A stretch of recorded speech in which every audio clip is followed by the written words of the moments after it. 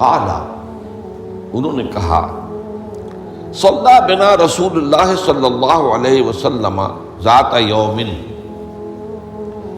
ایک دن حضور نے ہمیں نماز پڑھائی، امامت فرمائی، ثم اقبل علینا بوجہہ، پھر اپنا چہرہ اپنا رخ ہماری طرف کر کے آپ نے گفتگو شروع کی، فوعظنا موعظۃ بلیغۃ،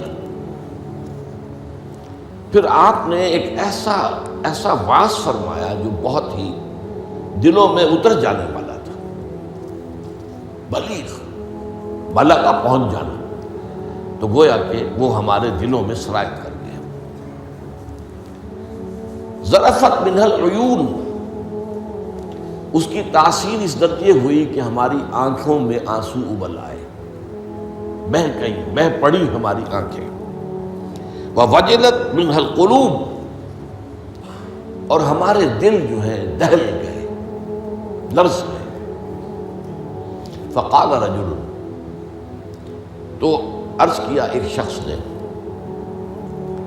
یا رسول اللہ، اے اللہ کے رسول صلی اللہ علیہ وسلم، کأن ہذہ موعظۃ مودع، یہ تو ایسا محسوس ہو رہا ہے کہ آپ کا یہ وعظ وداع کرنے والے کا وعظ ہے، یعنی کہ گویا کہ آپ اب ہم سے رخصت ہونے والے ہیں۔ معلوم ہوتا ہے کہ یہ آخری وعظ ہے جو آپ نے ارشاد فرمایا، جس درجے کا بلیغ اور مؤثر وعظ آپ نے، اور دلوں میں کھپ جانے والا، جس سے آنکھوں میں آنسوؤں کے جو دریا بہنے لگے اور دل جو ہے دہل گئے۔ تو کأن ہذہ موعظۃ مودع، وداع کرنے والا، مودع، تو جیسے وہ جاتے ہوئے آخری وقت میں نصیحت کرتا ہے، آپ کی معلوم ہوتا ہے ایسی نصیحت ہے۔ فأوصنا، تو ہمیں ذرا مزید وصیت فرمائیے کہ آپ ہمیں کیا تاکید کر رہے ہیں، اگر یہ واقعی آپ کا اس دنیا سے رخصتی کا وقت قریب آ گیا ہے تو پھر ہمیں وہ باتیں بتائیے کہ جن کی ہمیں سب سے زیادہ ضرورت ہوگی۔ اب یہاں سے حضور کا قول شروع ہو رہا ہے۔ فقال، حضور نے فرمایا، اوصیکم بتقوی اللہ، سب سے پہلے تو میں وصیت کرتا ہوں تمہیں اللہ کا تقوی اختیار کرنے کی۔ تقوی کے معنی بہت مرتبہ بیان ہو چکے، بچنا، اور یہ تقوی ایک دنیا کا ہے، ایک آخرت کا ہے۔ دنیا میں معصیت سے بچنا، گناہوں سے بچنا، اللہ کی نافرمانی سے بچنا، شریعت کے حدود سے تجاوز کرنے سے بچنا، یہ بچنا ہے، بچ کر چلنا۔ جیسے کہ کسی گھنے جنگل میں سے گزرنا پڑے انسان کو، اور وہاں کوئی پگڈنڈی بھی نہیں، کوئی راستہ بنا ہوا نہیں، اونچی اونچی گھاسیں اور درخت ہیں، اور اگر وہ امیزون کا ٹاس ہو یا کانگو کا ٹاس ہو تو درختوں سے لٹکے ہوئے بھی سانپ موجود ہوتے ہیں۔ تو اب ظاہر بات ہے کہ آدمی کس طرح چوکنا ہو کر پھونک پھونک کر قدم رکھے گا، کہیں ایسا نہ ہو کہ کوئی سانپ کنڈلی مارے بیٹھا ہو اور میرا پاؤں اس پر پڑ جائے، یا اور کسی موذی جانور کا کوئی بھٹ ہو، کوئی بل ہو اور اس میں میرا پاؤں پڑ جائے۔ تو یہ بچ کر چلنا کہ لو سانس بھی آہستہ کہ نازک ہے بہت کام، آفاق کی اس کارگاہ شیشہ گری کا، ہر سانس کا لحاظ رکھو۔ تو سب سے پہلے تو اوصیکم بتقوی اللہ، نمبر 2 والسمع والطاعت، ایک نظم جماعت جو ہے، تمہاری اجتماعیت، صاحب باتیں میرے بات خلافت ہوگی۔ ابھی تو تم میری بات مان رہے ہو، میں اللہ کا رسول بھی ہوں، لیکن اب میرے بعد رسول تو نہیں ہوگا، نبی تو نہیں ہوگا، خلیفہ ہوگا، لیکن اس کے لیے بھی سمع و طاعت، اس کا حکم سننا اور ماننا، تاکہ رکھنے نہ پڑے، جماعتی زندگی میں افتراق نہ ہو۔ اس لیے کہ ظاہر بات ہے کہ United you stand, divided you fall. جب ڈویژن ہو جائے، اختلاف ہو جائے، تو پھر ظاہر بات ہے زوال آ جائے گا، اور یہ ہوا ہے۔ حضرت عثمان رضی اللہ تعالیٰ عنہ کی شہادت کے بعد سے وہ ڈویژن ہو گئی، شیعان عثمان، شیعان علی، اور پھر آپ کو معلوم ہے خانہ جنگی ہوئی۔ حضرت علی رضی اللہ تعالیٰ عنہ کا جو پورا عہد خلافت جو ہے وہ خانہ جنگی کی نظر ہو گیا۔ 1 لاکھ کے قریب مسلمان جو ہے ایک دوسرے کی تلواروں اور تیروں اور نیزوں سے ختم ہو گئے۔ تو ظاہر بات ہے کہ پھر زوال تو شروع ہو ہی جانا تھا۔ فرمایا والسمع والطاعۃ وإن كان عبدا حبشیا، خواہ تمہارا خلیفہ تمہارا امام چاہے ایک حبشی غلام ہو، یہ نہ سمجھنا کہ تم برتر ہو، اعلیٰ ہو، وہ ادنا ہے، وہ گھٹیا ہے، نہیں، حبشی غلام بھی ہو تو فَإِنَّهُ مَن يَعْشُ مِنكُم بَعْدِي فَسَيَرَىٰ اخْتِلَافًا كَثِيرًا، اس لیے کہ تم میں سے جو بھی میرے بعد زندہ رہے گا وہ بہت کثرت کے ساتھ اختلاف دیکھے گا کہ مسلمانوں میں اختلاف ہو جائے۔ اختلاف تو حضرت ابوبکر کے زمانے بھی ہوا، بس بات ہو گئی، اختلاف رائے ہو گیا، پھر فیصلہ ہو گیا، پھر سب عمل کر رہے ہیں۔ ایسا تو کبھی ہو ہی نہیں سکتا انسانی معاملات میں کہ اختلاف نہ ہو، لیکن اختلاف میں شدت ہو جائے، میری بات لازماً مانی جائے، یہ وہ چیز ہے ایجاب کل ذی رائے برائے ہی، کہ ہر شخص جو صاحب رائے ہے وہ اپنی رائے پہ اڑ جائے اور اسی کو اچھا سمجھے، تو پھر جماعت کیسے چلے گی؟ جماعت میں تو ظاہر بات ہے کہ کثر و انکسار کرنا پڑتا ہے، اپنی رائے کو پیچھے ڈالنا پڑتا ہے، امیر کی رائے کو ماننا پڑتا ہے۔ تو فرمایا فَإِنَّهُ مَن يَعْشُ مِنكُم بَعْدِي فَسَيَرَىٰ اخْتِلَافًا كَثِيرًا، اب وہ آیا جو اس موضوع سے متعلق ٹکڑا ہے، فَعَلَيْكُمْ بِسُنَّتِي وَسُنَّتِ الْخُلَفَاءِ الرَّاشِدِينَ الْمَهْدِيِّينَ، تو تم پر واجب ہے کہ میری سنت کو پکڑے رکھنا اور میرے خلفائے راشدین کی سنت کو پکڑے رکھنا، یہ تاکید، ان کی سنت کو مضبوطی کے ساتھ تھامے رکھنا۔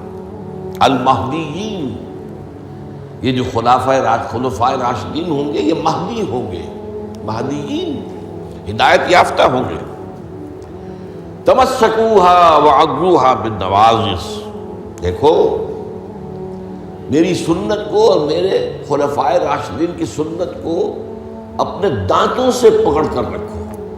یہ کچلیوں کے دانت جو ہوتے ہیں کسی شے کو پکڑنے کے لیے، درندوں میں آپ کو معلوم ہے یہ لمبی ہوتی ہیں کچلیاں، یہ چونکہ زندہ گوشت کو پھاڑنا ہوتا ہے، زندہ جانور کو یہ کچلیاں ہی ہوتی ہیں جو ان کو پھاڑتی ہیں، یہ آگے کے دانت کی کام نہیں کر سکتے۔ ہمارے ہاں چونکہ اب انسان جو ہے کچا گوشت نہیں کھاتا تو کچلیوں کی اتنی ضرورت نہیں ہے، تو چھوٹی رہنی ہے، نشان تو ہے۔ تو فرمایا عضوا علیہا بالنواجذ، اپنی کچلیوں سے، دانتوں سے اسے پکڑ لو۔ وَإِيَّاكُمْ وَالْمُحْدَثَاتِ الْأُمُورِ، اور دیکھو ہرگز نئے پیدا ہونے والے معاملات کی پیروی نہ کرنا، یہ بدعت ہے۔ میں پچھلی مرتبہ بیان کر چکا ہوں، بدعت اور محدثہ، بدعہ محدثہ یہ ہم معنی الفاظ ہیں۔ وَإِيَّاكُمْ وَالْمُحْدَثَاتِ الْأُمُورِ فَإِنَّ كُلَّ مُحْدَثَةٍ بِدْعَةٌ وَكُلَّ بِدْعَةٍ ضَلَالَةٌ، اس لیے کہ ہر نئی پیدا شدہ چیز بدعت ہے اور ہر بدعت گمراہی ہے۔ میں نے اس اعتبار سے آپ کو یاد ہوگا کہ بدعت کے جو اسباب پیدا ہیں وہ بھی کل پچھلی مرتبہ بیان کیے تھے۔ بدعت کا ایک سبب یہ ہوتا ہے کہ جب دین کا ہماگیر تصور سامنے نہیں رہتا، دین کے ہماگیر تصور میں عبادات بھی ہیں، معاملات بھی ہیں، اور معاملات کی اہمیت زیادہ ہے، معاملات کی کوتاہی کو اللہ معاف نہیں کرے گا، عبادات کی کوتاہی کو اللہ معاف کر دے گا، وہ تو اللہ کے لیے ہے نا، تو اللہ تعالیٰ تو بہت معاف فرمانے والا ہے۔ یہ انسانوں کا حق اللہ کیسے معاف کرے گا؟ آپ نے کسی کا حق مارا ہے تو اس کا حساب کتاب تو ہو کر رہے گا، یا تو آپ کے کچھ برے اعمال، اس کے کچھ برے اعمال، گناہ آپ کے حساب میں آئیں گے، اور یا آپ کی کچھ نیکیاں ہوں گی تو وہ دے دی جائیں گی اس کو جس کا کہ حق آپ نے مارا، وہ گیو اینڈ ٹیک وہاں ہوگا، کریڈٹ ڈسکریڈٹ جو ہے وہ ہوگا، کریڈٹ اور ڈیبٹ وہ ہو کر رہے گی۔ اب تیسری چیز اور ہے، عبادات، معاملات، اور سب سے اوپر اللہ کے دین کو غالب کرنے کی جد و جہد۔ یہ ہم نے حضرت معاذ کی حدیث میں پڑھا ہے، وَضَرْبَتِ السَّلَامُ مِنْ الْجِهَادُ فِي سَبِيلِ اللَّهِ۔ اسلام ایک درخت کے مانند ہم نے دیکھا، وہاں حضور نے مثال دی، اس کی جڑ ہے وہ تو ہے شہادت لا الہ الا اللہ وان محمد رسول اللہ، ایک تنا ہے اقام الصلاۃ و ایتاء الزکوٰۃ و ضربۃ السلام منہ، اور آپ کو معلوم ہے کہ اصل جو درخت سے مطلوب ہوتا ہے وہ تو اوپر ہوتا ہے۔ ٹھیک ہے، بعض درختوں کی لکڑیاں بھی کام میں آ جاتی ہیں، جلا کے بھی لیتے ہیں یا وہ اس سے فرنیچر بن جاتا ہے، لیکن اصل جو ہے پودا لگایا ہے تو پھول کے لیے، پودا لگا درخت لگایا تو آم کے لیے، وہ کہاں ہوتا ہے؟ وہ تو جڑ میں تو نہیں لگتا، وہ تنے پر نہیں لگتے، وہ تو اوپر۔ تو وہ جو چوٹی ہے وہ جہاد فی سبیل اللہ ہے۔ اب کچھ لوگوں کی زندگی سے یہ جہاد خارج، انہیں تصور ہی نہیں کہ یہ بھی کوئی فرض ہے، باطل کے نظام کے تحت آرام سے رہ رہے، پاؤں پھیلا کر سوتے ہیں، اپنا پروفیشن، اپنا کاروبار، اپنا دھندا، انہیں اس سے غرض ہی نہیں کہ ہو کیا رہا ہے ماحول میں، اللہ کے دین کو کیسے اس کی دھجیاں بکھیری جا رہی ہیں، شریعت کو کیسے پامال کیا جا رہا ہے، دین میں کیسی تبدیلیاں کی جا رہی ہیں، انہیں فکر ہے۔ تو ادھر سکڑ کر آ گئے۔ اور کچھ لوگ وہ ہیں جو معاملات کو بھی چھوڑ بیٹھے، کاروبار میں تو سود کیا کریں، لینا ہی ہے، دینا ہی ہے، بینک سے روپے لیے بغیر کاروبار کیسے بڑھائیں، کارخانہ تو لگانا ہی ہے، تو بینک سے تو قرض لینا ہی ہے، چھوٹے مکان میں کیسے رہوں، بڑی حویلی تو بنانی ہی ہے، وہاں سے جو ہے بینک سے قرضہ لینا ہی ہے، یا اسی طریقے سے اور کا معاملات کے اندر جو ہے وعدہ خلافی ہو رہی ہے، جھوٹ ہے، وغیرہ وغیرہ، دھوکہ ہے۔ اب وہ دین سکڑا، ایک حصہ اقامت دین کی جد و جہد خارج از بحث، معاملات اس کے اندر بھی کمی، تو اب سارا جو گاڑھا پن ہے وہ عبادات میں آ گیا۔ میں نے مثال دی تھی آپ کو کہ ایک تشلا ہوتا ہے نا، اس میں پانی بھرا ہوا ہے، 1 انچ اونچا ہے، 2 انچ اونچا ہے، اسی کو آپ کسی جار میں ڈال دیجئے وہ 1 فٹ اونچا ہو جائے گا۔ تو جب آپ نے یہ بیس اس کا تنگ کر دیا، نہ اقامت دین کی جد و جہد رہی اور نہ معاملات کی پیروی رہی، تو سارا زور اب عبادات، ہر سال عمرہ فرما رہے ہیں، کمائی حرام کی ہے۔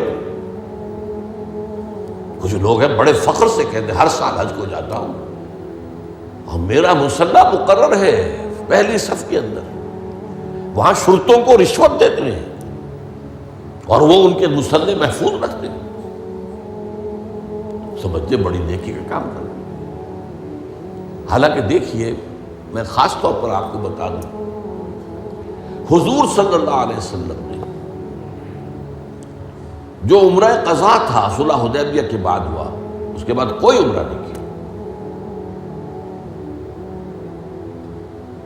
سن 8 ہجری میں مکہ فتح ہو گیا، اس کے بعد تو آپ بادشاہ تھے، اب کون روکنے والا تھا؟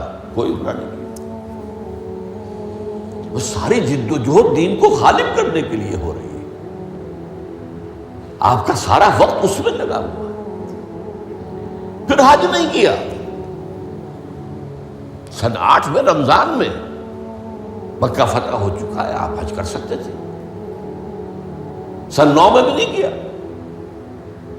قافلہ جو ہے حجاج کا وہ بھیج دیا، مدینے سے روانہ کر دیا، حضرت ابو بکر کو امیر الحج پر خود دی گئی۔ صرف ایک حج ہے، وہ آخری حج جسے ہم حجۃ الوداع کہتے ہیں۔ اس سے سمجھنا چاہیے ریشیو پروپورشن دین میں کیا ہے، واٹ از واٹ، کس چیز کی کیا قدر و قیمت ہے، کون سی چیز کتنے درجے میں مطلوب ہے۔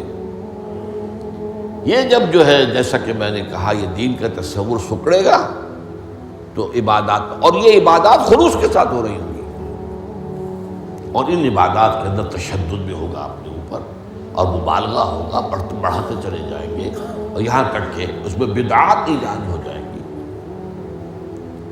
اب خاص طور پر شب برات، قدمی شب، بہت جو ہے عبادت کر، باقی تو جو کچھ ہوتا ہے اس کو تو چھوڑ دیجئے، آتش بازی ہوتی ہے یا کچھ اور جو ہنگامہ ہوتا ہے، جو جشن، یہ تو کچھ سرے سے دین سے کوئی سروکار ہے ہی نہیں۔ لیکن خاص طور پر اس رات کو مقرر کر لیا، حالانکہ کوئی قوی احادیث موجود نہیں ہے۔ اسی طریقے سے معراج کی شب، وہ ساری چیزیں کیوں ہو رہی ہیں؟ اس لیے کہ عبادات کا جو معاملہ ہے پوری توجہ ان پر مرتکز ہوتی ہے۔ اچھا، دوسرا مسئلہ کیا ہوتا ہے؟ عبادات میں بھی ایک ہے ان کا ظاہر رسم، ایک ہے باطن روح۔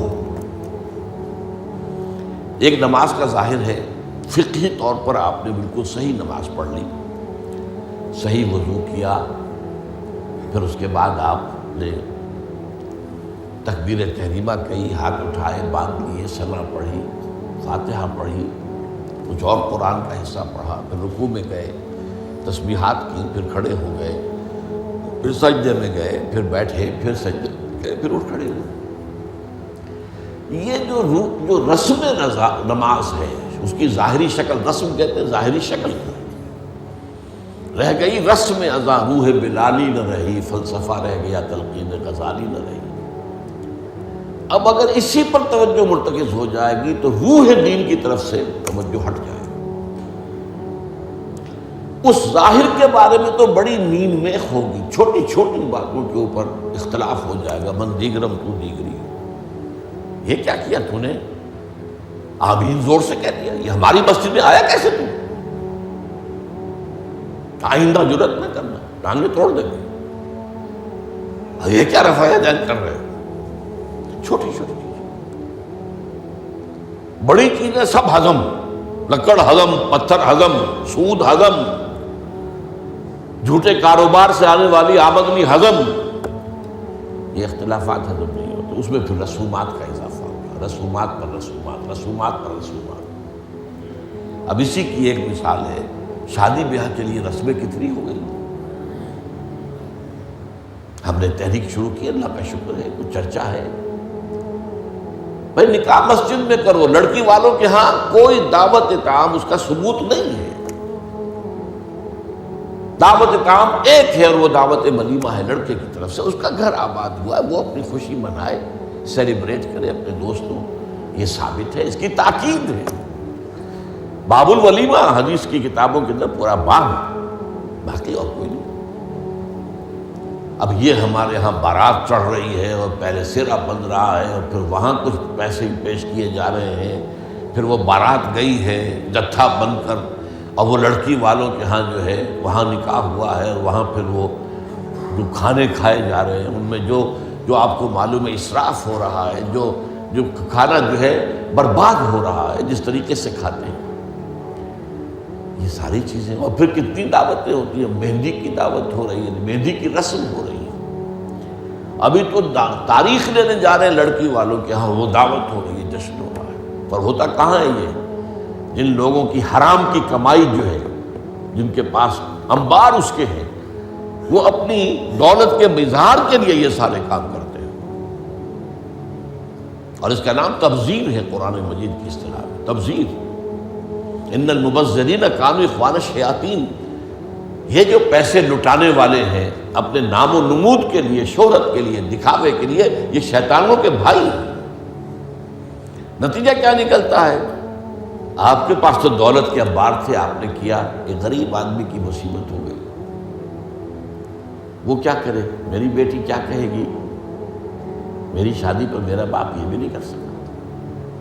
وہ کھاتے پورے کرتے ہیں جس طرح بھی ہو، کچھ بھی، کہیں حرام سے کمائیں، کہیں چوری کریں، کہیں ڈاکہ ڈالیں، کہیں رشوتیں لیں، جس کے ہاں چند بیٹیاں ہو جائیں اس کی نیندیں حرام ہو جاتی ہیں۔ جبکہ اسلام کا اصول یہ ہے، شادی میں لڑکی والوں کا ایک پیسہ بھی خرچ نہیں ہونا چاہیے، مہر لڑکا دے گا، محفل نکاح میں چھوارے لائے یا کچھ اور لائے، ٹافیاں لائے، کچھ آئے، منہ میٹھا کرانے کے لیے لڑکا لائے گا، ولیمہ لڑکا کرے گا، لڑکی والوں کو تو خرچ ہی نہیں، نہ جہیز کا کوئی تصور اسلام میں۔ لیکن ہمارے یہاں سارا معاملہ الٹا ہے۔ تو یہ ہے اصل میں جو اسباب ہوتے ہیں۔ اس میں میں نے ایک چیز آپ کو اور بتائی تھی، جہاں کوئی بدعت آئے گی وہاں سے کوئی سنت غائب ہو جائے گی۔ حدیث سنانے سے رہ گئی تھی، ما احدث قوم بدعۃ الا رفع مثلها من السنت، رواہ احمد رحمہ اللہ۔ کوئی قوم بھی کوئی بدعت ایجاد نہیں کرتی مگر یہ کہ اس کی جگہ سے سنت اٹھ جاتی۔